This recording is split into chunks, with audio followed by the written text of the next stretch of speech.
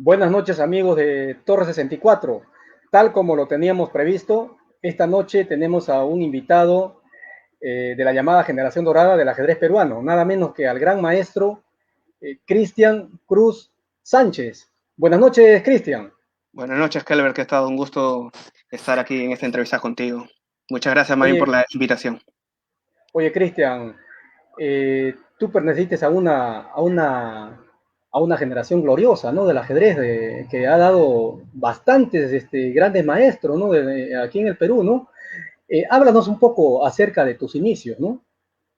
Sí, a ver, yo empecé mi primer torneo oficial, se podría decir que fue a los 6 años, aunque me comenta siempre mi madre y mi padre que yo ya desde los 2 años, se podría decir, veía mover bueno, a mi papá sobre todo que jugaba, él es también, bueno, maestro internacional, entonces siempre mi mamá me llevaba a los torneos, por lo tanto a los 2, 3 años ya sabía algo de mover las piezas, ¿no? Sin embargo, el primer torneo oficial, recuerdo que fue a los 6 años, en esos torneos clasificatorios que eran metropolitanos, era un clasificatorio para un nacional, eh, que bueno, que de hecho pude clasificar, que no sé, si no me equivoco quedé en octavos estos puestos, y para ese tiempo pues había, si tú quedabas me parece entre los 10 primeros, o entre los 8, no, no estoy seguro, podías acceder a jugar en Nacional, pero sobre todo, más que acceder, te daban el hospedaje de alimentación. Y justo pude clasificar para hacer mi primer torneo, la verdad que creo que lo hice bien. Recuerdo que en ese entonces el campeón fue el maestro Fide Garry Pacheco. Y fue muy, la verdad que ahora de que recuerdo, fue interesante porque mi padre me llevó, ya había empezado de hecho con una ronda de menos entré a jugar. Y recuerdo que mi padre me llevó a jugar o me escribió al torneo, y cuando regresamos a casa, curiosamente que a pesar de que mi padre era ajedrecista, no tenía un tablero a mano, ¿no? No tenía un tablero a mano. Y entonces lo que hizo y se le ocurrió en ese momento fue a la tienda, compró una cartulina, dibujó las casillas así y le puso las piezas. Y ahí más o menos me comenzó a enseñar cómo podía, las primeras jugadas, cómo podía hacer, ¿no? La verdad que fue un torneo que, dentro de lo poco que recuerdo, la verdad, es muy satisfactorio, ya que pude tener un buen resultado, ¿no? Bueno, ya nos hablaste acerca de la edad que te iniciaste, ¿no? Sí, No te pregunto si provienes de una familia de ajedrecistas, porque obviamente sí lo eres, ¿no? Porque eres hijo del gran Filemón Cruz, me acuerdo, un fuerte jugador, ahora MI, de la década de los 90 y de los 2000, ¿no? Donde yo tuve la oportunidad, ¿no? De conocerlo y enfrentarme en el tablero, ¿no? En los diferentes nacionales, principalmente los que se jugaban en Lima, ¿no? Y bueno, pues conjuntamente con tu hermano, ¿no? Jonathan, yo me Jonathan. acuerdo que, sí, yo me acuerdo que a los cuatro muchas veces los veía en Lima en los torneos, en los nacionales de ajedrez, me acuerdo, tanto a ti, a tu padre, a Filemón, tu hermano Jonathan, que es mayor que tú, ¿no? Sí, Porque Jonathan Jonathan, es del 90 y tú eres del 92, y a tu mamá, ¿no? Cuéntanos un poco exactamente. cuéntanos un poco de tu niñez, ¿cómo la pasaste? ¿Cómo lo viviste? ¿Fue fácil para ti iniciarte en el ajedrez? Bueno, como te comentaba, a los 6 años empecé el ajedrez como todo niño, ¿no? La ilusión, en este caso, por ver a mi padre jugar, muchas veces ganar algunos torneos, medallas. Eh, y tuve la suerte, yo creo que no, bueno, que no siempre se tiene, que aparte mi hermano también jugaba. Y de alguna manera eso ayudaba y eso involucró más a mi madre, ya que no es lo mismo que un solo hijo juegue a que dos jueguen, porque en ese caso ya tiene que estar prácticamente al 100% involucrada. Creo que de hecho, parte de eso, pues, es el éxito en parte de mi carrera, ya que mi madre y mi padre siempre me apoyaron, ¿no? Aparte de pasar los 6 años, comencé a los 7, 8 años, comencé a jugar algunos torneos, los torneos que se llamaban, aparte de metropolitanos, eh, torneos que recuerdo, por ejemplo, torneo de San Lázaro que lo organizaba el maestro Osvaldo, y un torneo que, si no me equivoco, era el torneo del WON también, que se jugaba cada semana. Aparte de los torneos escolares también, yo para ese entonces estudiaba en el colegio José María Arguedas, y había esos torneos escolares, clasificatorios, donde jugaban 4 jugadores por cada colegio. Y para esa época nosotros, de hecho yo y mi hermano jugábamos, pero no éramos de los favoritos. Para ese entonces había jugadores o niños mucho más fuertes, como por ejemplo, el primero que te puedo mencionar, Gary Pacheco, Fernando Fernández, si no me equivoco también los hermanos Meoños. Sí, entonces se podría decir que cuando empezábamos, nosotros, a pesar de tener un padre ajedrecista, no éramos, se podría decir, lo que más destacábamos. Sin embargo, parte del éxito también le debemos gracias a la práctica que tuvimos en Gran Plaza Francia, donde creo que la mayoría de jugadores se formaron, o la mayoría de grandes maestros, entre ellos Emilio Córdoba, y si no me equivoco también Jorge Cori, podría decir. Yo creo que eso me ayudó mucho para poder dar ese salto que me impedía, ¿no? Porque cuando jugaba los torneos, de hecho, los nacionales, quedaba entre los primeros, pero no faltaba ese empuje que me decía, oye, eres campeón nacional de esa categoría. Y recuerdo que, por ejemplo, en el año 2002, ese año iba a jugar el Nacional, de hecho, había quedado primero en el Metropolitano, si no me equivoco. Y mi padre, me parece que todo el verano nos pone a cargo del maestro Fide o maestro Moisés Fuentes. Y con mi hermano recuerdo que más de un mes estuvimos ahí entrenando con él. Me recuerdo que todos los días era con él problemas y jugar con él, problemas y jugar con él. Para ese entonces, pues, el jugador más fuerte, si no me equivoco, que más prometía era Emilio Córdoba, ¿no? Era el jugador más fuerte, de hecho, porque Claro. aparte que prácticamente arrasabas con toda la categoría, ya se batía con todos los adultos ya. ¿No? Bueno, entreno todo el verano con el maestro Fuentes y logro ser campeón nacional. Logro ser campeón nacional de la categoría sub-10. Jugadores como ahora gran maestro David Vera, jugaron el torneo, los hermanos Coris, que eran de hecho también eran las revelaciones para ese momento, porque Jorge me parece que tenía 6 años, ya jugaba un nacional, y de hecho lo curioso es que gracias a Jorge logro campeonar el nacional porque me parece que él le gana a David. Era claro algo poco usual para ¿no? 6 años, David con mucho más experiencia, y creo que él y yo éramos posiblemente los favoritos, pues logra, me parece, ganarle. Y también lo curioso fue que Daisy, en la última ronda jugó con Daisy, y si no me equivoco, ella queda subcampeona nacional. ¿No? Y a partir de ahí yo creo que realmente empiezo a destacar en las categorías infantiles. Luego, Claro. ese mismo año fuimos al Panamericano que se realizó en Córdoba, Argentina. Tuvo un resultado relativamente, no el que yo esperaba o el que yo quería, pero bueno, me ubicó en la cuarta posición. De hecho, en ese nacional ese panamericano logra campeonar el gran maestro Fabián Caruana, que en esa época representaba a Estados Unidos, luego, bueno, se cambió de bandera y volvió nuevamente, ¿no? Segundo queda el gran maestro, el ahora gran maestro David Vera, y tercero, si no me equivoco, fue el maestro internacional, que ahora es Guillermito Sebastián, creo, de Argentina. Ujú. Ya, para esa época era quedar cuarto en un Panamericano, recuerdo. Era prácticamente ya acabar prácticamente tu año, porque usualmente el campeón panamericano tenía ciertas chances de ir a un mundial. Ahí la verdad que, si no me equivoco, debo agradecer mucho al señor Sierra, que para esa época era secretario, que de alguna manera apoyó que yo fuera al Mundial, en el Mundial Sub-10, y logro ubicarme en ese Mundial o logro quedar en el cuarto puesto, que para esa época pues también era un muy buen resultado, creo yo, eh, por, eh, por jugadores que ahora son de talla mundial como Fabián Caruana. De hecho, el primero queda Elgar Zafarli, segundo queda Dean Lerín, tercero, si no me equivoco, queda Sujiro Sanan, gente que ahora, pues, ¿no? Grandes maestros y algunos, pues, jugadores de élite. Ujú. Y así empezó mi Oye, carrera. claro, mira, yo quería compartirte una anécdota justamente pues del año 2002. Eh, Mira, yo hasta ahora me entero de que tú habías ganado el Metropolitano en Lima. Y ocurre que yo, bueno, clasifico, en ese entonces, bueno, eran clasificatorios, ¿no? En Lima, digamos, era el Metropolitano, ¿no? Para llegar a una semifinal. Y Sí, aquí en el sur era el regional, ¿no? O sea, ya, jugabas en este caso, en mi caso jugaba el Ciudad de Arequipa y de ahí clasificaban regional. Y el regional recién me daba el cupo, pero para la semifinal del 2002, ¿no? Y llegado yo me acuerdo que viajo a Lima para jugar la semifinal, pues, ¿no?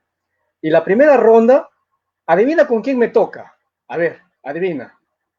Supongo Tú, por lo que yo también recuerdo conmigo, supongo, ¿no? claro, mira, yo jugaba con un tal Cristian Cruz y ese obviamente eras tú y tenías 10 años. Sí. Entonces yo, bueno, un niño, uno dice, pues no, un niño de 10 años, tiene que jugar a matar, ¿no? O sea, tiene 10 años, punto, hay que ganarle, ¿no? Yo ya tenía ya cierto recorrido, ya un jugador, yo empecé jugando nacionales en los 90 Ya. y justo estaba en mi mejor época, ¿no? Considero que fue entre el 99 y el 2002, que fue mi fuerza donde llegué a mi punto máximo, digamos, ¿no? Aquí en el Perú. Y me acuerdo de que en la primera ronda yo agarro y me doy un baño porque estaba alojado en el Estadio Nacional, en el albergue ahí. Ya. Y bueno, pues me echo a dormir, pues una siesta como cualquier otro, pues, ¿no? Con la partida me acuerdo, no sé si era a las 6 o a las 7 de la noche que empezaba. ¿Y qué sería que me quedo profundamente dormido, Cristian? Y cuando despierto, me despierto asustado. No sabía dónde estaba. Y cuando veo el reloj, ya estaba por caerse la aguja, porque me acuerdo que en ese entonces Creo que una hora. era una hora de tiempo. Tolerancia. Sí, Sí, sí, pues sí. tolerancia. Y llego, y no sé cómo llego corriendo a la sala de juego, y creo que me faltaba un minuto o algo así, pero llego a la partida y te encuentro ahí. Tú no estabas sentado normal, pues estabas arrodillado encima de la silla, como todo un niño, pues no eras, porque eras un niño, que me acuerdo, pues, ¿no? Y la Sí. partida, si más no recuerdo, terminó tabla, pero yo, como tú me jugabas muy rápido, ¿no? O sea, como se dice, bien adelantado para la edad que tenías y se notaba tu fuerza en ese entonces, ¿no? Bueno, pues y cosas del destino, ¿no? Yo al final clasifiqué. Recuerdo Sí, esa partida porque yo creo, algo recuerdo que me querías jugar tanto, así que me querías jugar a ganar, de hecho, porque me comenzaste hasta acá por el flanco de Rey, y bueno, yo por el flanco de Dama, y de hecho creo que está la partida incluso ahí, ¿no? sí, debe Pero sí, estar, debe estar. recuerdo, sí, Sí, algunas partidas están pasadas al HSB, pero sí, sí, sí recuerdo, la verdad, porque yo creo que fuiste mira, uno de los primeros jugadores más fuertes con los que claro, puedo jugar, ¿no? sí, y esa anécdota justamente quería compartir hoy día, pues, ¿no? Y ahora, pues, imagínate, ahora tú eres un gran maestro, ¿no? Y bueno, pues cada uno, digamos, digamos, construye su futuro en este caso, ¿no? Porque tú fuiste gran maestro a los 20 años, ¿no? Fuiste bastante joven a los 20 años. Y tu primera Eh, Olimpiada, o por ahí me parece, ¿no? Porque Sí, sí, tu primera, exactamente. El 2011 fue donde completé ya mi título de Gran Maestro, sí. claro, 2019 años, sí. sí, y tu primera Olimpiada tú tenías 14 años, bastante joven, tú has tenido varios, digamos, varios récords, Cristian. Una pregunta que te quería hacer, estimado, ¿qué significa tu padre, Filemón, para ti? Bueno, mi padre, la verdad que para mí fue un gran apoyo, ya no solamente como, aparte como padre, sino que fue un amigo y yo creo que el que prácticamente me formó como ajedrecista. Como antes te comentaba, creo que sin la ayuda de mi padre, o sea, sin el esfuerzo que hizo, Eh, y aunque, bueno, mucho es difícil en ese caso hablar porque algunos criticaron la forma como él de alguna manera eh, nos pudo sacar bueno, a mi hermano y a mí como grande maestro, lo que pasó el 2004, que él se quedó, pero fue un gran sacrificio que hizo, la verdad. Eh, para esa época él, creo yo que tenía una posición buena en el Perú, trabajaba como profesor, o sea, tenía un trabajo bien remunerado y sacrificó todo solamente para que nosotros seamos, en este caso, el gran maestro y mi hermano posiblemente, ¿no? Entonces yo creo que él gracias a él, pues pude ser gran maestro, ¿no? Y aparte Ujú, mi madre, sin desmerecer a mi madre, que también me ayudó mucho. claro. ¿Tú has participado en 4 Olimpiadas? En 4 Olimpiadas exactamente, sí, sí, 4 Olimpiadas. El Claro, 2006 fue la primera, a los 2006, 14 años, en Turín. Y luego Turín, fue en Noruega, Tromsø, en Bakú 14, y en Georgia. 2016 en Georgia, pero el 2016 fue el Bakú no le gana a nadie. Sí, esa fue la verdad, porque aparte rompimos un récord que ya te había tenido eh, en una Olimpiada anterior del equipo peruano. A ver, cuéntanos un poco de tu experiencia en estas 4 Olimpiadas y si nos pudieras compartir alguna anécdota, que seguro la debes tener, ¿no? A ver, la primera Olimpiada del 2006 sí estuve, la verdad que era un jugador muy inexperto en cuanto al roce internacional, que hoy en día es muy importante, ¿no? Eh, Me recuerdo que esa Olimpiada porque íbamos a ir 5 jugadores. Habíamos clasificado, aparte del maestro Julio Granda que iba directamente, habíamos clasificado Emilio Córdoba, Marco Pacheco, Carlomagno Solitas y yo en este caso. Bueno, por gestiones al final solamente pudimos bajar 4 jugadores, el que no fue Carlomagno Oblitas, y en ese entonces la Olimpiada se jugaba 13 rondas. Creo que había 1 o 2 días de descanso. Jugamos, como te imaginarás, solamente fuimos con el equipo titular, en ese caso, con 4 jugadores, mejor dicho, y yo terminé agotadísimo porque era un cansancio mental. Las partidas, en primer lugar, tenías que ya era representar prácticamente a toda una nación, entonces lo querías hacer lo mejor posible, ¿no? Pero claro, ahí me jugó una mala pasada en algunas partidas, creo yo, mi falta de experiencia en torneos internacionales, ¿no? Pues la verdad que no le hicimos nada bien, pero fue una Olimpiada porque yo creo porque para ese entonces también fue Emilio Córdoba, que tenía 15 años. O sea, fue un jugador de 15 años y de 14, y de hecho Marco creo que tenía 20 y pocos de años. Ahí también, bueno, se notó también la experiencia que tenía el gran maestro Julio Granda. Creo que hice, si no me equivoco, no llegué ni al 50% en mi actuación. Tal vez hice 5,5.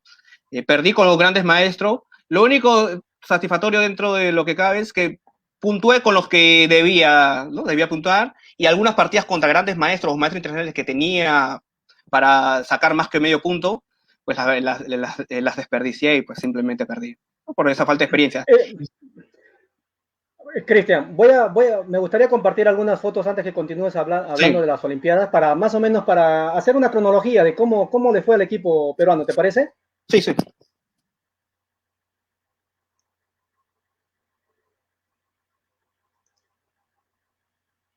Bueno, esta es una foto bastante antigua, ¿no? Este es del 2010, ¿no? No, no, ese es ¿O justo el no? 2000, ese es el 2006. Ahí de hecho fue donde clasificaron la Olimpiada de 2006, lo que se jugó una liguilla, Ah, ahí fue el 2006, si no me equivoco fue en la Católica, claro, Universidad de la Católica. Creo que ahí fue el cerrado, porque hubo un clasificatorio antes y pasamos, si no me equivoco, unos cuantos jugadores, no sé si 6 jugadores, y de ahí iban a jugar 2 o 2 MI directamente, que era en este caso Carlomagno Solitas, Emilio Córdoba, y el maestro internacional Juan José Samamey. Si no me equivoco, 3 MI más directo, después los otros era un cerrado, y bueno, ahí justamente me clasifiqué en esa liguilla, y pude viajar, ¿no?, a la Olimpiada de Turín. con 14 años. Exactamente, 14 años tenía para ese A ver. entonces. ¿Y esta foto? Esta foto fue el del 2018, si no me equivoco, fue claro, fue el 2018 en el torneo latinoamericano que se realizó en Lima. El 2000, a Claro, ver, si no me equivoco, 2018. Sí, sí, sí, sí, sí, tienes razón. espera, a ver, sí, Claro, latinoamericano, claro, claro, sí, es el 2018. sí, 2018.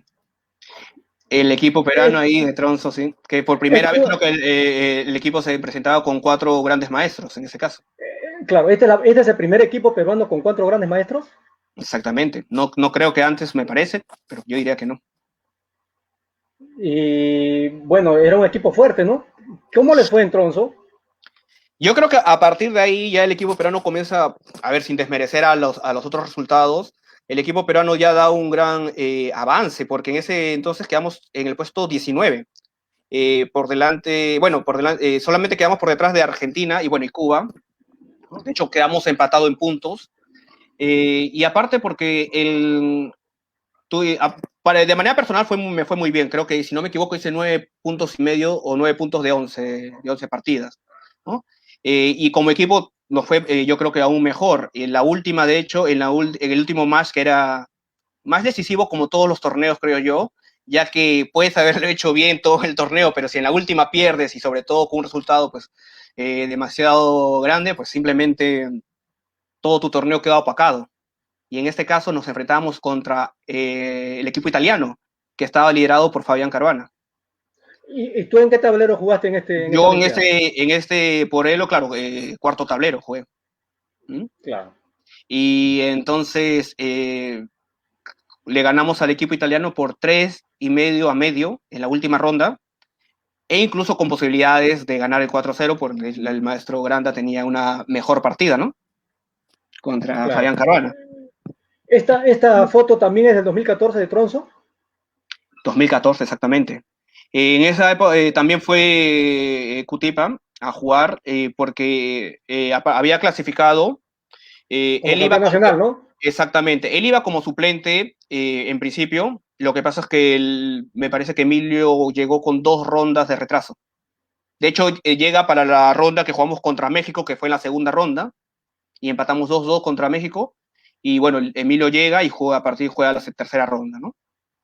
Claro, Gianfranco Cutipe es arequipeño, por cierto, ¿eh? Exactamente, exactamente. Con él también, con él y con su hermano, varios torneos Paul, cuando éramos Paul niños. Cutipe, claro. Exactamente. Gianfranco y, ¿no?, Paul Cutipa, he jugado muchos torneos. Me recuerdo porque tenían un juego algo peculiar, sólido sobre todo, porque me parece que siempre jugaban la cerrada, la ciclana cerrada. Era un juego, la verdad, poco usual para ver, ¿no? En esas categorías. Por cierto, Cristian, ¿te consideras un aperturólogo? No, ahora últimos sí, pero al principio la verdad no me caracterizaba. Tenía mis líneas, eso sí, pero no me consideraba, la verdad, no me considero. Me considero un jugador que dentro de lo que cabe sabe sus aperturas y trato siempre pues, de ampliar, pero me considero un jugador que se ha hecho más de la práctica. Y ahora te comento por qué. Porque ya justo después del 2006 llego bueno, después de haber jugado la Olimpiada de Turín, me voy a radicar a España, en Barcelona. Entonces, imagínate tú de pasar de jugar, pues tal vez en Perú, exagerando, creo yo, jugaba torneos a ritmo clásico, jugaba tal vez 40, exagerando 50 partidas, paso a jugar en Barcelona, porque llego en junio más o menos, paso a jugar, de jugar 50 partidas en un año, a jugar un promedio de 200 a más partidas en 3 meses. Una locura de diferencia, ¿no? Tremendo, teniendo en cuenta que empiezo con el circuito catalán. Mi primer torneo fue en Moncada, y usualmente yo, pues en Lima, había jugadores fuertes, pero paso a jugar un torneo de esa categoría a jugar un torneo donde igual hay 10 titulados, 10 GKMs. Uh-huh. A ver, esta foto, ¿a dónde? En ¿Qué Olimpiada corresponde? Georgia 2018. 2018, aquí, en este caso, el 2016, el que estuvo también, aparte de nosotros, Jorge, Cori, Emilio, Davy, estaba el maestro Fernando Fernández. Pero en este caso, el que clasificó a la Olimpiada fue el gran maestro José Martínez, ¿no? También otro de los Claro, mejores jugadores del Perú. aquí a Perú, digamos, teniendo en cuenta su preclasificación, no le fue tan bien, digamos, ¿no? Porque al final quedaron puesto 49, me parece, ¿no? Por ejemplo, esa vez, en este caso, empeoramos mucho la clasificación, Sí, se tenía mejores expectativas. Lo que pasa es que fue la inversa de Batumi, ¿no? sí, bueno, empezamos bien, o sea, las primeras dos, pero la tercera ronda nos toca con el equipo de China. A ver, está claro que no somos favoritos para nada, pero cada más se tiene que ir a pelear, ¿no? Y si se puede, pues, conseguir un buen resultado, pues enhorabuena. Perdimos, Claro. como era lo más probable. Luego nos recuperamos en la cuarta ronda y ¡pum!, la quinta contra Rusia. Eso influye porque cuando el elo ya tienes un elo relativamente alto, un promedio, por ejemplo, entonces ya por lo general tus rivales suelen ser los más fuertes, ¿no? Este es de 2016, ¿no es cierto? Este es de Eh, Batumi. este fue el 2016, exactamente, sí, 2016. Este es Eh, el equipo en- glorioso, ¿no? no, ese es 2016 en Bakú, Azerbaiyán. Bakú, claro, El, el Bakú, 2018 fue en Batú, 2016. Georgia, Claro, 2016. claro, este es de Bakú 2016, donde ocupan el 10º lugar, glorioso 10º lugar. Sí, sí, la verdad que sí, con muchas posibilidades, incluso en un momento no creía, pero bueno, un torneo nada, pero en un momento si hubiésemos tenido un resultado favorable hasta podíamos haber ocupado el cuarto lugar en solitaria. Claro, yo me acuerdo Era- que hubo incluso hasta cierta polémica porque decían por qué no estaba el gran maestro Julio Granda, me acuerdo en ese entonces, ¿no? Porque era un equipo totalmente, prácticamente eran juveniles, pues, ¿no? sí, Y mira el tremendo resultado que se hicieron al final, ¿no? sí, prácticamente todos, el mayor incluso era Fernando Fernández, que era del 90, todos eran del 90, 92, 91, 92 y creo Jorge 95. ¿Tú crees, como dijo alguna vez Emilio, los astros se alinearon a todos hacia Perú de tal manera que incluso lo pudieron hacer un mejor resultado, ¿no? Sí, como te comentaba, el elo influye mucho en ese tipo de torneos, porque usualmente mientras más tengas un mayor promedio de elo, pues te toca con equipos que en principio son más fuertes de batir, como fue el caso de Argentina, que los pasó a la inversa. A ellos les pasó a la inversa cuando jugamos, por ejemplo, el 2018. A ellos en ese torneo les tocó con Rusia y con equipos mucho más fuertes, ¿no? Entonces, pero ahí aparte tuvimos dos cosas a nuestro favor, que como dice Emilio, los astros se alinearon y que Jorge y Emilio, creo que todos en general, pero Jorge y Emilio hicieron una super olimpiada. Jorge, bueno, se pasó ya, de hecho sacó medalla de bronce, y Emilio creo que lo hizo bien, reemplazó muy bien al maestro Granda, incluso hizo una muy buena partida con posibilidad de tablas contra Carcel Magnus, ¿no? Aparte, otros jugadores de 2.600 también venció. Yo creo que una olimpiada estupenda por parte de mis compañeros, ¿no? Por cierto, Cristian, eh, ¿por qué esa diferencia entre el 2016 y el 2018? ¿Qué crees que pasó? Porque el 2016, si bien, digamos, no, de repente no fueron incluso hasta con grandes expectativas y se mandaron tremendo torneo, y el 2018, donde se supone que estaban mejor preclasificados y la hinchada peruana esperaba algo mejor de ustedes, fue lo contrario. ¿Qué crees que pasó? Yo creo que un poco nos jugó la mala pasada, un poco la presión, yo creo. Porque claro, luego de haber quedado décimo lugar, la idea era hacerlo, por lo menos tratar de hacerlo mejor. Ya teníamos una expectativa aún mejor. Entonces fallamos contra equipos que no deberíamos tal vez haber fallado y lamentablemente ya luego no nos podíamos recuperar, ¿no? En ese entonces. Yo creo que fue un poco más tal vez la presión en ese caso. Claro. Esta foto corresponde también a Bakú. ¿Dónde fue esta foto tomada, Cristian? Eh, Esto fue el 2016, cuando ya estaba formado el equipo olímpico, tanto de varones como de mujeres. Entonces, ahí de hecho, si no me equivoco, quisieron premiar a Emilio Córdoba también, porque él ese año había quedado campeón continental en El Salvador. Esta Entonces foto fue fue posterior a, antes, las antes, Olimpiadas. antes, Antes. Antes antes, a las Olimpiadas. antes, si no me equivoco, fue antes. Yo creo, casi estoy seguro, pero yo creo que sí fue antes. Fue como una presentación del equipo que iba a ir. Claro. Y a las mujeres, por cierto, ¿cómo les fue en Bakú? Lo hicieron también bien. Lo que pasa es que, claro, tal vez el resultado quedó opacado como los varones quedaron décimo, pero yo creo que lo hicieron dentro de las expectativas. De hecho, el Georgia, ellos lo hicieron mejor que los hombres. Pero ahí influyó también otras cosas. En el 2016 hubo una planificación para ir a la Olimpiada. Yo recuerdo, por ejemplo, que antes cuando íbamos a una Olimpiada de Turín, por ejemplo, te comento, menos de una semana antes tal vez sabíamos que íbamos a viajar. Incluso recuerdo que mi padre para ir a la Olimpiada de Calviá, España, se enteró, si no me equivoco, en la misma mañana que la tarde viajaba. Imagínate cómo era, ¿no? La organización. No sé si por culpa de la federación o por culpa que el apoyo, pues muchas veces demoraba en salir, eso ya desconozco para ese entonces. Sin embargo, el 2016 eh, fuimos incluso a una gira previa a España. Viajó Emilio, viajó Jorge, viajó David y Fernando y en ese caso mi persona. También creo que Daisy también viajó. Entonces, hubo una muy buena planificación. La Olimpiada empezaba, si no me equivoco, en septiembre y nosotros estábamos viajando a España en junio para jugar torneos y prepararnos para la Olimpiada. Ujú. Entonces, Esta, claro. Sigue nomás, te escucho. Entonces compartimos, ya todos somos ahí conocidos, amigos, pero eso nos ayudó mucho más, porque yo creo que muy aparte de ser buenos o jugadores profesionales, se debe también ser equipo para jugar un torneo de estas características. Y eso yo creo que nos ayudó mucho, la verdad. Eso nos ayudó mucho ese viaje, junto con todos mis compañeros. Nos hizo tener un poco más, yo creo que más de confianza entre nosotros. Y eso, bueno, luego se vio los resultados. Porque en la Olimpiada en la Olimpiada y como en muchos otros torneos, lo más difícil es reponerse ante una derrota. Y de hecho, en esta Olimpiada justo de Bakú, la derrota más dolorosa y la que pudo cambiar prácticamente el destino fue contra España. Perdimos 3,5 a medio. Al inicio, creo que, no sé, si no me equivoco, era la tercera o cuarta ronda. Y perder con 3,5 a medio, dice, este torneo creo que no va a ir bien. Pero supimos, la verdad, reponernos.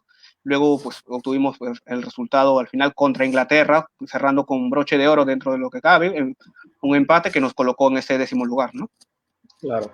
Esta foto también corresponde a Bakú, ¿no es cierto? Está Emilio, está Jorge, está David y al fondo estás tú. Sí. Quería hacerte una pregunta sobre esta foto. Entre Emilio, Jorge y David, ¿cuál consideras al rival más difícil a vencer en tu época de niñez, por ejemplo? No, ¿Cuál te ha disgustado su juego, digamos, ¿no? ¿Cuál siempre te ha incomodado, digamos, ¿no? Mm, para la época de niñez era Emilio, pues era sin duda, ¿no? Era el más fuerte. O sea, Emilio, como te digo, y bueno, tú bien lo sabes, ya se batía con jugadores mayores, los mejores del Perú para esa época. Pero ahora mismo, si me pudiera, el rival tal vez que me incomoda más, diría que Jorge, el rival que me incomoda más. De esa foto, ¿no? Claro. Tal vez por su estilo de juego ahí. Pero sí, Bakú también, claro. ¿Quiénes están aquí? David a la derecha, Jorge, Emilio y yo. Siempre nos tomamos la foto de rigor, el capitán Jorge Soto nos tomaba la foto de rigor siempre antes de cada match. Porque hay una regla, bueno, había una regla que para ese entonces, bueno, para ahora también, no se puede pasar ningún, ningún artefacto electrónico, ¿no? Celulares y todas esas cosas. Las cámaras las tenías que dejar, entonces ya luego no podías tomar foto. Muchas veces le podías pedir tal vez el favor pues a alguien conocido, ¿no? Que esté ahí tomando, como porque para entrar con una cámara tenías que ser reportero. Claro. Tú, O carnet. sea, o sea, o sea que ya los sistemas antitrampas y el tema de la electrónica ya estaba prohibido en esta Olimpiada. Mira, te cuento algo curioso. Estaba, o sea, había detector de metales también, pero te cuento que en cada ronda ellos elegían al azar a un jugador y le hacían el respectivo control. Entonces, recuerdo que era contra la ronda contra Paraguay. Yo termino mi partida, afortunadamente gano esa partida y me llama un árbitro, ¿no? Y entonces me toca a mí hacer el control, me revisan, en ese caso, la casaca justo que tengo ahí, y esa casaca recuerdo que mi madre la habíamos comprado en una tienda de Catrón allá, y en un momento veo que comienza a sonar, y no sabían por qué, ¿no? Entonces dije, no vayan a pensar que obviamente que uso algún aparato, ¿no? O incluso peor, que vayan a descalificar al equipo por eso, ¿no? Pero lo que había pasado es que tú sabes que cada producto siempre tiene como un ticket que los identifican, yo no le había quitado para nada, y se había quedado ahí, por eso era que sonaba, ¿no? Nada más que por eso. Entonces, cada ronda, al azar, en la Olimpiada eligen a un jugador, o uno o varios jugadores, ¿no? De diferente equipo, y le hacen el respectivo control. Claro. Si tuvieras alguna otra anécdota que puedas compartirnos, Cristian, que seguro la debes tener. En esta Olimpiada, O recuerdo en cualquiera, o en otras Olimpiadas, ¿no? Porque son 4 las que ha jugado. Bueno, la primera Olimpiada compartí mucho, aparte con con el maestro Granda, pero en ese país con el que tenía mucha confianza era con Marco Pacheco, ¿no? Recuerdo que la primera Olimpiada no fue lo que yo esperaba, la verdad. Era tal vez un niño, bueno, todavía bueno, ya tenía 14 años, pero cuando vas a una Olimpiada, siempre, como yo había ido a los mundiales, espera que la Olimpiada sea en un buen hotel, sea una sala espectacular. Sin embargo, creo yo que no fue de las mejores Olimpiadas, porque de hecho teníamos que caminar, ¿qué? Media hora prácticamente para llegar a la sala de juego. El Estás hotel, hablando de la Olimpiada de Italia, la de Turín. no, 2006, sí, los Claro. hoteles para nada eran de los mejores, ¿no? Más parecía como una especie de residencia, algo así, ¿no? La comida, ¿no? La comida era, ¿no?, agradable, ¿no? Bueno, afortunadamente no, si no digo, cada Olimpiada, curiosamente, siempre, cada vez que hemos participado, me parece el 2006, 2014, pues siempre nos encontramos con un peruano que siempre nos invitan, en el día de descanso nos invitan a comer, siempre encontramos. En Italia es más fácil, pero curiosamente el 2014 en Noruega, que era pues la posibilidad de que te encuentres a un peruano, pues, prácticamente es nula. Eh, Entonces, estábamos yendo con el equipo, estábamos regresando al hotel, y curiosamente el taxista que era un peruano, que era algo, ¿no? Y nos dice, ustedes son peruanos, sí, ya, mira qué bien, nos deja nuestro número y el día justo nuevamente de descanso, nos lleva a su casa, la verdad que nos trataron muy bien. Eso fue el 2014 en Noruega. El 2016, la anécdota que más recuerdo era cuando un día anterior a la partida o el match contra Noruega lo vacilábamos, así, ¿no? Por así decirlo, todo el equipo a Emilio, porque Cárcel jugaba con Blancas y Emilio, ya sabíamos que él iba a jugar. Entonces le decíamos, y Emilio, ahora cómo te vas a preparar, o sea, mejor dicho, ¿qué es lo que tienes pensado jugar? Ya sabes que jugar contra Cárcel o contra uno de estos jugadores, pues muy difícil prepararse con Eras porque no sabes con qué te va a venir. Te puede jugar de todo. No, Emilio lo único que hacía era reírse, ¿no? ¿No? O le preguntamos, Emilio, ¿has visto alguna debilidad en Cárcel? Porque Carlsen ya era campeón del mundo, ¿no? Claro, claro. De Cárcel 2013, ya estamos hablando del 2016. Y Claro. Emilio, pues, la verdad que como te decía, lo hizo muy bien, ¿no? Pero bueno, esa era la anécdota del 2016. En la Olimpiada. Luego tuvimos muchas anécdotas en España, la verdad que un equipo muy unido. Muchas veces estuvimos hospedados, de hecho, para jugar a un torneo un departamento, de hecho, ¿no? Estuvimos en el mismo departamento, a veces a alguien le tocaba cocinar, a veces ¿no? Nos turnábamos, salíamos a jugar fútbol entre nosotros. Eh, También fuimos un equipo muy unido, yo creo, el 2016, y eso influyó mucho, de hecho. Uh-huh. Esta Tenemos una foto es foto. una, claro, esta foto es una de, salieron ustedes en portada, ¿no? En Chef 24. Se hicieron famosos ustedes por el 10º lugar. Sí, exactamente. Si no me equivoco, creo que la hizo un tal Guadalupe, si no me equivoco puede ser, pero sí fue algo épico, ¿no? Porque no solamente en la foto que salimos nosotros, sino que también en ese entonces Pepe Cuenca y Julio Grande estaban comentando en Chef 24, la Olimpiada. Claro, y también salieron ahí. Claro, también recuerdo, ¿por qué no? Bueno, todo el Perú en realidad nos felicitó en general todo por ese 10º lugar, ¿no? Y uno de los grandes amigos que también nos felicitó de manera personal porque tenemos un vínculo muy estrecho con él fue el Carlos Castañeda, el gran Chicho. Chicho. Chicho, claro, o sea que nos agasajó siempre con una comida como él suele hacer en su casa, ¿no? La verdad que muy, muy bueno ese agasajo, la verdad. Claro. Bueno, volviendo al tema de tu ajedrez, Cristian, eh, al día de hoy, ¿cómo es tu entrenamiento?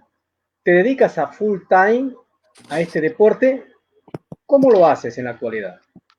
Bien, por lo general, aparte de entrenar por mi cuenta, Eh, cada año suelo viajar el circuito catalán, entre junio más o menos, entre junio, julio, me quedo un par de meses por lo general, sobre todo si tengo, por ejemplo, una Olimpiada. Aquí, pues, eso, por ejemplo, desde que he vuelto a Perú, he podido jugar algunos torneos en Sudamérica. De hecho, el país que más he ido, de hecho, a jugar ha sido Chile. He estado, por ejemplo, en Arica y Antofagasta, son los dos torneos más fuertes que he jugado, ¿no? Pero sí, suelo entrenar por mi cuenta y trato de ir a jugar a España. Curiosamente, siempre en estos últimos años, el 2015 y 16, solamente viajaba en verano. Pero el año pasado fui a jugar lo que le llaman el por equipos. Y fue en enero con la intención de volver en abril y posteriormente volver en junio y hacer lo mismo del circuito catalán, lo que le llama. Pero bueno, me agarró la pandemia allá en España en marzo, yo tenía que regresar en abril y pude regresar, de hecho, hasta septiembre recién he podido regresar, ¿no? Claro. Por cierto, Cristian, ¿cómo es tu rutina diaria? A ver si nos puedes Ya. compartir. Una rutina, por ejemplo, en la mañana total, lo que suelo siempre antes de comenzar a entrenar, por ejemplo, algo de mis aperturas, que es lo que más suelo tratar de mejorar, por ejemplo, me pongo a hacer problemas de ajedrez, ¿no? Problemas de ajedrez, más que todo combinaciones, cálculo, porque creo que eso es fundamental para todo ajedrecista, eso nunca se debe dejar de entrenar.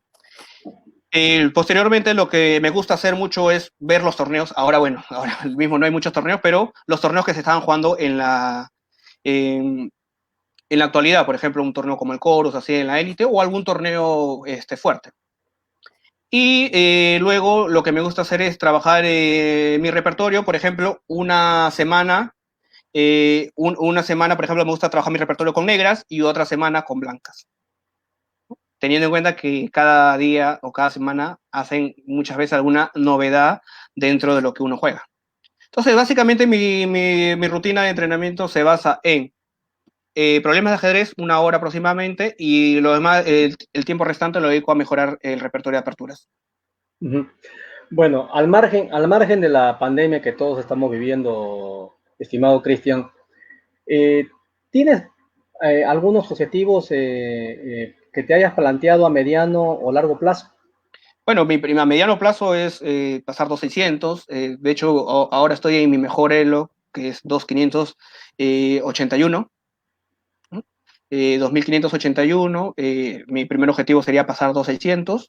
Y me gustaría más adelante jugar un torneo fuerte, como por ejemplo, aparte de los torneos que juega en España, por ejemplo, me gustaría jugar un torneo como el que se juega en Moscú, el Aeroflot, ¿no?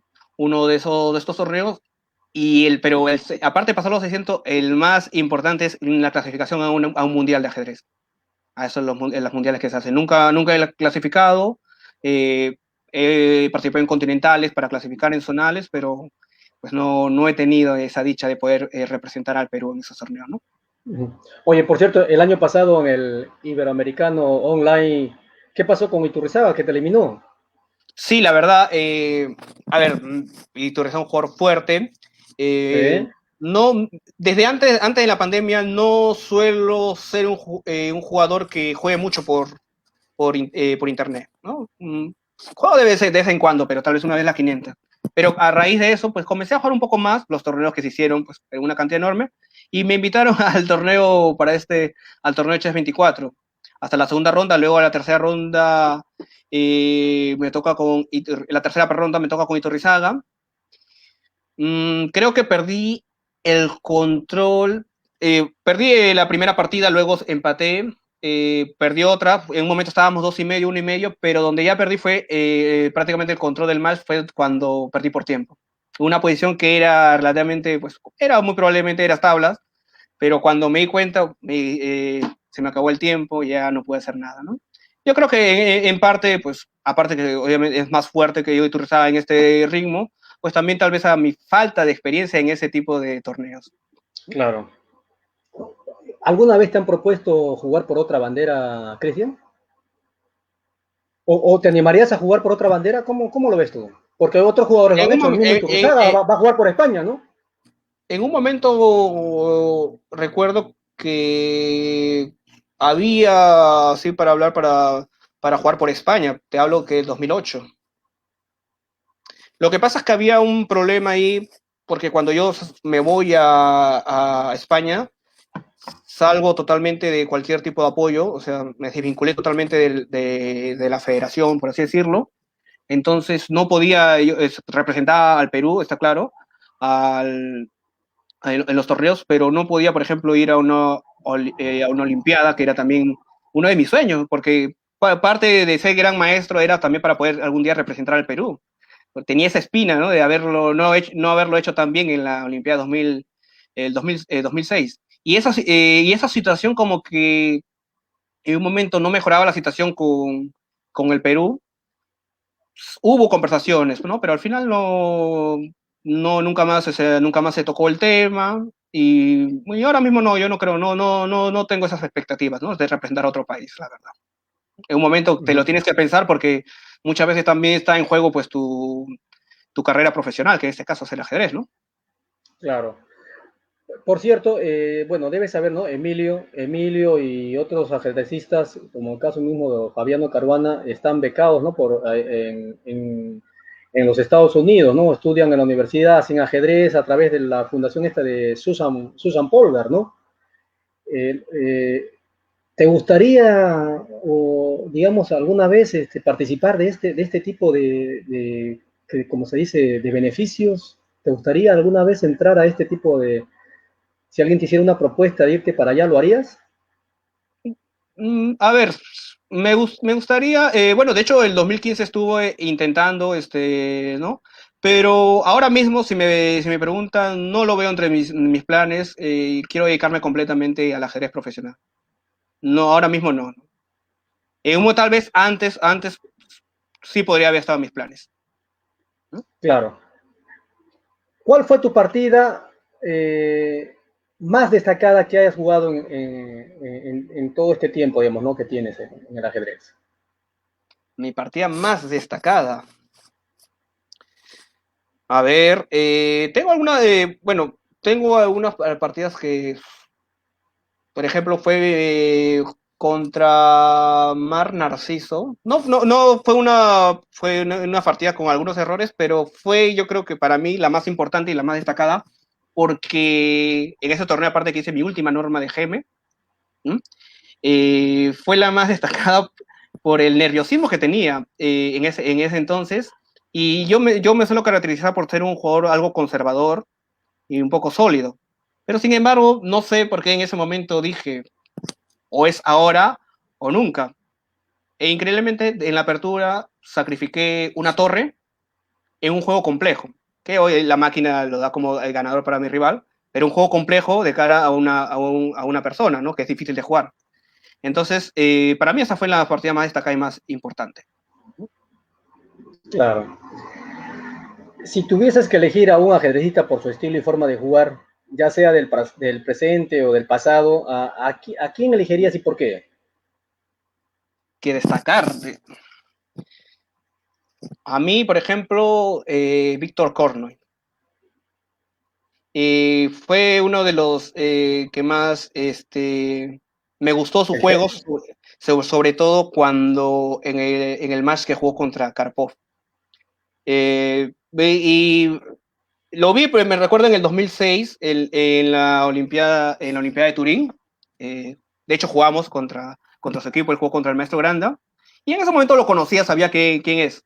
Pero donde más comencé a degustar sus partidas, ¿no? Donde más me comenzaron a gustar sus partidas, es porque a raíz que mi padre enseñaba en un club, entonces muchas veces yo lo acompañaba y en el club tenían unos libros de ajedrez. Entonces un día revisando los libros de ajedrez, me pongo y veo un libro del que dice Max Carpo Corno. Y comencé a ver las partidas que jugaban y me gustó los recursos defensivos que tenía, o sea, esa habilidad que tenía para defenderse, las famosas francesas que se jugaba contra Carpo, ¿no? En muchas partidas prácticamente dominaba Carpo y a partir de ahí la verdad que me gustó mucho su estilo de juego de Corno. Uh-huh. Por cierto, Cristian, ¿qué consejo le darías a los niños que quieran mejorar su juego? Primero lo que tienen que tratar de ser autodidactas, o sea, ellos tienen que trabajar por su cuenta ellos mismos, tienen que aprender, eso es básico en cualquier ajedrecista. Está claro que un niño siempre trata de apoyarse en el profesor, eso es importante, el profesor muchas veces está para guiarlos, pero deben acostumbrarse a trabajar solo. Eso es muy importante en este deporte. Y otro consejo que les doy es que muchas veces van a haber caídas, derrotas, nadie está, por más que te prepares bien, parte de las derrotas, parte del éxito está en las derrotas. Y lo más difícil, yo creo, es saber reponerse ante esas derrotas. Entonces, hay que ser perseverantes, en mi opinión. Uh-huh. En mi opinión, hay que ser ¿Tú, perseverantes. ¿Tú llorabas de niño cuando perdías la partida, Cristian? Sí, recuerdo, una vez lloré mucho, por ejemplo, cuando en el 2003, en un nacional, donde, por ejemplo, Emilio me llevaba un punto de ventaja, porque yo había empatado, sobre el transcurso del torneo, había empatado con dos jugadores y me toca jugar con Emilio. Y le gano la partida a Emilio y logramos empatar en puntaje. Y en ese entonces el campeón se definía, se definía a partidas rápidas. Emilio me superó en esas partidas rápidas, me ganó 2-0 y recuerdo que incluso me puse a llorar luego de la partida. ¿No? Me sentí derrotado, la verdad, ¿no? Aplastado por 2-0, la verdad. Emilio es un jugador fuerte y en ese entonces era mucho más fuerte en rápidas. Y sí recuerdo que lloré mucho en esa partida, ¿no? También teniendo en cuenta que para esa época prácticamente el campeón nacional era el único que iba a un Panamericano. Entonces quedar segundo muchas veces era como prácticamente, como te digo, terminar tu año. Claro. Por cierto, ¿cómo se puede controlar los nervios, Cristian? ¿Hay algún secreto? Parte de los nervios, en mi opinión, están. Aparte de cada jugador distinto, pero parte de los nervios está porque no has hecho tu trabajo antes. Cuando tú sabes que has trabajado, entrenado, no tienes usualmente nervios porque sabes que estás jugando y juegas con una seguridad. Entonces los nervios es parte de la confianza. Y cuando no hay confianza, pues cuando sabes que no has hecho los deberes en casa. Ahora, si luego de eso también sientes nervios, lo único, por ejemplo, recuerdo que por el 2010, 2002, cuando íbamos, incluso seguro tal vez el gran maestro David Vera se debe recordar, tuvimos una charla con un psicólogo en el Mundial. Y algo que nos recomendó y que suelo utilizar mucho, cuando estés nervioso en una partida, anda al baño, mójate y tú darte fuerzas mirándote al espejo. La verdad que eso me sirvió mucho. Recuerdo que en el Mundial, en un momento estaba muy nervioso, muy nervioso. Eh, Estaba muy nervioso porque había perdido la tercera ronda, pero increíblemente gané 5 partidas seguidas. Entonces me coloqué entre los primeros y jugaba entre las primeras mesas. Y muchas de esas partidas las jugué muy nervioso, pero siempre agarraba, me iba al baño, me dejaba la cabeza y una palabra que nos decía, date motivación, ¿no? Mirándote al espejo, se fuga, eso es muy importante. Yo creo que es algo que deben trabajar aquí todos los jugadores de ajedrez, ¿no? Sobre todo los que van a representar, sobre todo. Yo creo que sería bueno más adelante que la federación, de hecho, trabaje en eso. Es muy importante la parte psicológica, creo yo. Con respecto a los padres, ¿qué consejo les darías a ellos? Bueno, en este caso a los padres, ¿no? Con respecto a sus niños talentosos, ¿no? ¿Cómo deberían ellos tratarlos, ¿no? ¿Se les debe presionar a un niño talentoso? ¿Cómo lo ves tú? No se le debe presionar, pero sí hay que poner ciertas obligaciones, porque a ver, yo entiendo que a un niño lo peor que puedes hacer es presionarlo. Eso es lo peor que puedes hacer. Pero sin embargo, también el niño debe ser consciente del esfuerzo muchas veces que están haciendo los padres. Porque los padres, cuando muchas veces gastan, muy aparte del dinero que gasta económicamente, porque hoy en día yo creo yo para ser jugador, para representar o para ir a esos torneos gastas dinero, pero también el tiempo. Entonces yo creo que debe haber cierta obligación por parte de los niños. No presionarlos porque los padres deben tener en cuenta que parte, como antes te decía, parte del éxito es la derrota. Y yo he visto muchas veces que cuando pierden, muchas veces los padres muchas veces lo gritan y es lo peor que pueden hacer. Por lo menos luego de haber perdido la partida. Ya luego sí, seriamente tratar pues de hablarle por qué crees que has perdido, ¿no? Sin llegar a presionarlo, ¿no? ¿Qué crees que está haciendo mal? Y todo eso. Pero yo creo que más que presionarlos, yo creo que debería haber una relación estrecha entre los padres, ¿no? Hablando solamente, agresivamente hablando solamente, ¿no? Uh -huh. Entonces, Bueno, Cristian, en la actualidad, ¿cómo ves tú el futuro del ajedrez infanto-juvenil peruano? bueno, en primer lugar, antes de la pandemia, aparte de todo este año que se ha perdido lamentablemente por los problemas que ha habido, que ha perjudicado mucho, yo creo, al Perú. Lo primero que se ha perjudicado porque torneos prácticamente se han acabado, torneos que estaban programados se han perdido, como Mundial, incluso en un momento el Perú tenía la sede para el Continental y el Zonal, ¿no? Entonces, eso yo creo que ha sufrido un retraso en este caso, eh, que ha perjudicado notoriamente a los niños. Eh, de cara aquí tenemos un futuro incierto. Hay jugadores, hay niños aquí que muy talentosos, que lo veo con expectativas para poder ser jugadores muy fuertes, o jugadores muy fuertes, pero lamentablemente eso no se puede lograr aquí en el Perú. Todos los jugadores que hemos sido grandes maestros hemos tenido que salir. Hoy en día se debe madurar lo antes posible en el tema del ajedrez. La única forma es jugar torneos contra jugadores más fuertes. Te comento bueno, te comento un ejemplo. Cuando yo iba o voy a los torneos en España, ves niños de la India que a los 9, 11, 12 años están jugando ya con jugadores grandes maestros. Entonces, madura muy rápidamente. Eso es lo que lamentablemente no tenemos en el Perú. Tenemos talento, tenemos niños que trabajan, pero si no hay de por medio la práctica, muy difícil y llegar a la meta, que muchas veces que muchos de ellos tienen grandes maestros o maestros, pues, se demora más. Y ya pues, cuando llegan, pues tal vez llegan un poco tarde, ¿no? Claro. Por cierto, ¿se puede mejorar con el ajedrez online o definitivamente no hay punto de comparación con el ajedrez presencial? Creo que es una gran herramienta.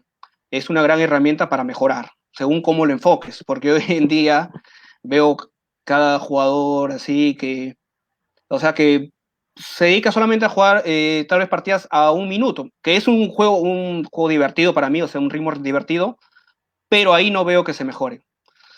Pero, se puede mejorar, pero si lo haces ordenadamente, enfocándote, por ejemplo, en analizar tus partidas, jugar seriamente, muchas veces, porque muchas veces en el torneo, en los juegos online juegas muchas veces al tiempo, al pre-move, a todo eso, y eso no es mejorar. Si es lo que tú te estás enfocando al final en mejorar luego en el ritmo clásico, que es lo que y el ritmo presencial, ¿no?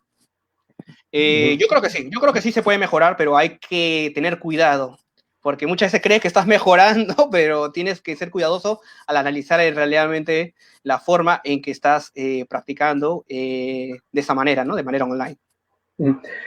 Los niños y jóvenes que te están mirando en este momento, ¿qué consejo les darías si quisieran hacer grandes maestros como tu caso o como el caso de Emilio, los hermanos Cori, David Vera, que por cierto también está, saludos para David que está mirando justamente aquí la transmisión. ¿Qué consejo le darías a la juventud peruana? Mi consejo es que pongan empeño en lo que están haciendo, que en este caso es el ajedrez. No se rindan nunca. Todo esfuerzo tiene su recompensa. Porque muchas veces he escuchado ahí, por ahí hay niños que dicen, no, pero yo estudio y yo no mejoro. Créeme que estás mejorando. ¿Mm? Estás mejorando. Entonces yo diría que no se rindan, sean perseverantes. Y lo que hagan, trátenlo de hacer bien. ¿Sí? Esforzarse en todo lo que se pueda y aprovechar su tiempo. Porque la juventud solamente se pasa muy rápido. Y cuando menos te lo espera, dicen, no, muchas veces los niños suelen decir, no, tengo 12 años, tengo 11, me queda mucho camino por delante para ser tal vez maestro internacional o para ser gran maestro, si es lo que quieren. Y cuando se dan cuenta, no, ya tengo 18 años. Y es sabido que pues, cuando ya tienes 18 tienes otras responsabilidades, ya te enfocas ya en la universidad, ¿no? Ya te enfocas en otras cosas, ya no es lo mismo. Aprovechen que cuando están niños, jóvenes, pueden dedicarle un mayor tiempo a a este deporte que es el ajedrez. ¿No? Trate perseverancia ante todo. Bueno, para ir, ya estamos casi terminando la transmisión, Cristian, y esta es una de las últimas preguntas que te voy a hacer.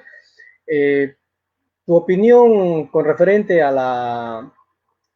la actual Federación Deportiva Peruana de Ajedrez, el hecho de que no tengamos presidente, me gustaría saber tus comentarios, ¿no? Porque tú eres una figura pública, ¿no? De acá del ajedrez peruano. Bueno, en primer lugar, yo creo que lo que ha pasado anteriormente, ¿no? Lo que ha pasado antes ha perjudicado mucho al ajedrez peruanos. Entonces, en mi opinión, yo creo que debería, en este caso, pues el IPD tratar de intervenir y tratar, obviamente, si no tenemos ahorita federación, pues convocar para que sean unas elecciones, pero que sean unas elecciones transparentes. O sea, saber a quiénes van a dar las riendas para que hagan todo este procedimiento. Porque lamentablemente, pues muchas veces en esas peleas, pues hay muchos intereses personales, pero que al final siempre los más perjudicados son los ajedrecistas y en este caso los niños, ¿no? Entonces, yo creo que el IPD en este caso debería intervenir, ¿no? Gracias, Cristian, por tu sincera respuesta. Para ir Espero, espero, terminando, espero, espero más bien que el que entre pues lo haga de la forma pues más transparente y sobre todo pues que tratemos de pelear muchas veces entre nosotros, porque todas las peleas que hay de manera interna, sobre todo de cara a los dirigentes, pues solamente, como te he dicho, perjudican y retrasan más el desarrollo peruano, que a pesar de que en un momento estábamos dominando el ajedrez infantil, hoy en día pues se hace muchas veces más difícil. Cuando no hay solamente esas peleas, lo único que hacen es retrasar muchas veces el desarrollo ajedrecístico en el Perú. ¿tú sientes que el ajedrez infanto-juvenil ha retrocedido un poco o no está creciendo como debía ser Exactamente, aquí en el Perú? no ha retrocedido, pero no está creciendo como se esperaba. O sea, como te digo, la única forma que los niños desarrollen o puedan aumentar su nivel es con torneos.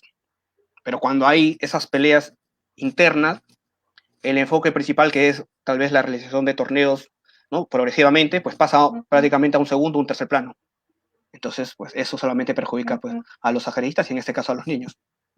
Bueno, esperemos que al final todos rememos hacia un solo lado, ¿no? Esa es Ojalá. la idea, ¿no? Tanto a la federación como a los ajedrecistas, ¿no? Que todos miremos hacia un solo punto, digamos, ¿no? Y no estemos en peleas digamos, problemas internos, ¿no? Que eso es lo que no queremos, porque eso es lo que hace daño, ¿no? Al ajedrez nacional. Exactamente, exactamente. Ujú. Sí.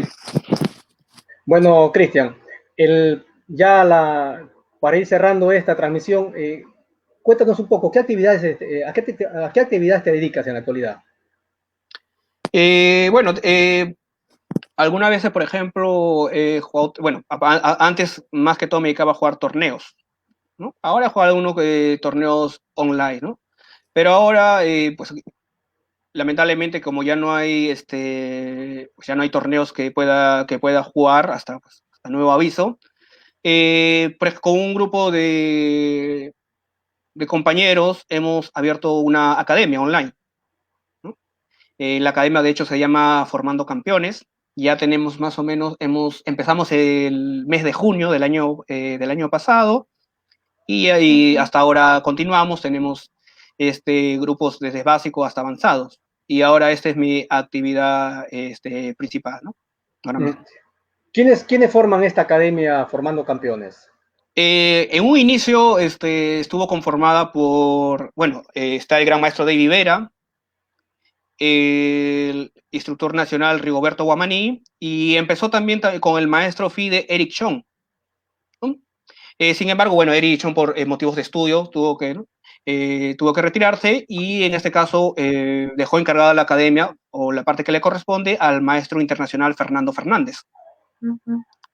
Eh, con él, pues, con ellos, los cuatro estamos trabajando en este caso, en los distintos niveles que hay en la academia, desde, como te digo, desde básico hasta el grupo avanzado. Bueno, muy bien, Cristian. Para los que deseen contactarse con la academia Formando Campeones, el enlace de su Facebook lo vamos a dejar aquí en la descripción de este video. ¿Te parece? Sí, muy bien. Te agradecería mucho, la verdad, ¿no? Bueno, Cristian, de verdad que ha sido un placer tenerte en Torre 64 y nos gustaría, ¿no? Que nos des palabras finales, ¿no? Y para que puedas desplayarte lo que tú desees, digamos, ¿no? Bueno, primero quisiera agradecerte por esta entrevista. La verdad que ha sido un placer conversar contigo y hacerme, bueno, yo tenía memoria de esa partida que habíamos jugado, ¿no? E invitar a todas las personas que les guste el ajedrez, en este caso, o que juegan ajedrez, que disfruten de este bonito deporte, que la verdad que te puede dar muchas alegrías, ¿no? También te puede dar muchas tristezas porque a nadie le gusta perder, pero sobre todo, pues que disfruten jugando el ajedrez, ¿no? Hoy en día, lamentablemente, se ha visto afectado por el gran número de trampas que se utilizan por las plataformas. Entonces, yo creo que tomemos un poco de muchas veces de conciencia en ese sentido, porque el único perjudicado cuando un ajedrecista hace trampas, pues el único perjudicado es este lindo deporte que yo creo que no se debería manchar de esta manera.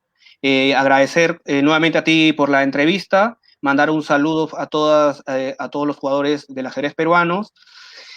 Y bueno, nada más que agregar. Y en este caso, un saludo muy especial también a un amigo, bueno, y en este caso, compañero que ya no lo veo, ya casi no lo veo un año, pero que también fue en un momento mi manager del ajedrez. Un saludo muy especial al gran Hugo Peña, ¿no? Desde aquí creo que ahora mismo está en España. Saludo a la distancia. Y también para mi Creo, gran amigo David, bueno, David Vera, que también ahora antes residía en Lima, pero ahora está residiendo, si no me equivoco, en Trujillo. Y para el gran Carlos Castañeda. bueno, Saludos, y bueno, aunque ya siempre lo hago, pero saludos para aquí también a mi familia, ¿no? Que siempre, bueno, es bueno poder en este caso mandarle saludos. eh, ¿consideras que todos tus sueños se han cumplido, Cristian, o falta aún algo por realizar? No, todavía tengo, como te digo, una de mis metas es clasificar a un mundial. Y eso es agrísticamente hablando, es una de mis metas principales. Esperemos pues que ya pronto, pues cuando se vuelvan a poder jugar los torneos clasificatorios, que son los zonales y continentales, pues poder estar en la lucha para un cupo en ese tan ansiado torneo, ¿no?